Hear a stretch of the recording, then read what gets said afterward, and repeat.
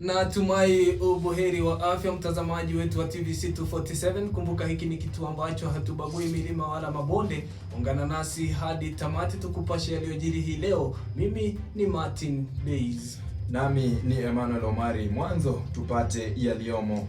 Polisi huko Migori wanachunguza tukio ambalo kilipuzi kilipatikana kikiwa kimewekwa chini ya daraja siku moja tu kabla ya ziara iliyotarajiwa ya Rais Ruto katika eneo hilo. Mwanamke katika eneo la Bunyala, kaunti ya Busia, ameteketeza nyumba ya mumewe na kila kitu kilicho ndani baada ya kupata fununu kuwa mumewe ana mpango wa kando. Wachunguzi wamewasili Naivasha kuchunguza kifo cha Jirongo kilichotokea katika ajali ya barabarani tarehe 13 Disemba mwaka 2025 huko Karai kwenye barabara ya Nakuru Nairobi. Mtaalamu wa hali ya hewa amewahimiza Wakenya kujiandaa kwa mvua wa usiku wenye baridi kali kote nchini. Rais wa Uganda Yoweri Museveni amesema kwamba hakuna atakayewaibia kura zao.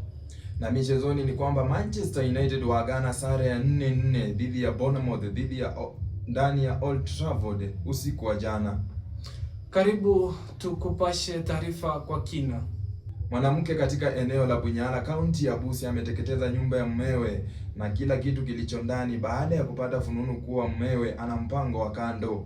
Mwanamume huyo anakadiria hasara ya mamilioni ya pesa kama dhahabu iliyokuwa ndani.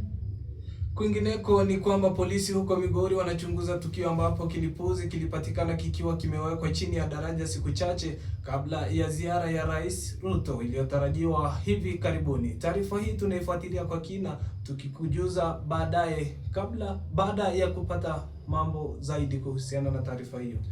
Kimataifa, Nigeria yaomboleza kifo cha aliyekuwa jaji mkuu Ibrahim Tanko Muhammad nchini Saudi Arabia. Aliyekuwa jaji mkuu wa Nigeria, Jaji Ibrahim Tanko Muhammad, ambaye alikuwa ni mstaafu, amefariki dunia nchini Saudi Arabia.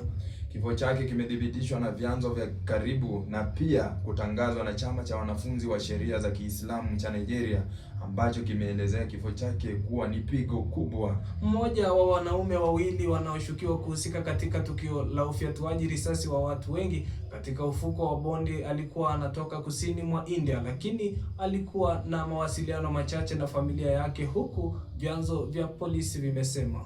Sajid Akram mwenye umri wa miaka 50 aliyefariki katika eneo la tukio huko Sydney siku ya Jumapili alikuwa asili yake ni ya jiji la Hyderabad, kulingana na afisa wa polisi kutoka jimbo la Telangana nchini India. Inasemekana alisafiri kwenda India mara 6 pekee tangu alipohamia Australia mwaka 1998, na familia yake ilieleza kuwa haikuwa na ufahamu wowote kuhusu misimamo au shughuli zake za misimamo mikali. Afisa huyo aliongeza.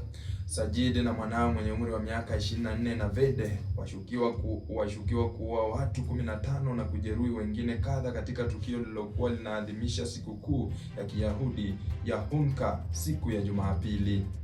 Na hapo ndipo tunatamatisha taarifa zetu, lakini kabla ya kutamatisha nikupe kauli ya siku kwamba taarifa si maneno tu, bali ni mojawapo ya maneno ambayo yanatusaidia kupata uelewa na kuishi katika amani. Niite Martin Base. Nami niite Emmanuel Omari. Mtayarishaji wetu amekuwa Eric Alamsiki.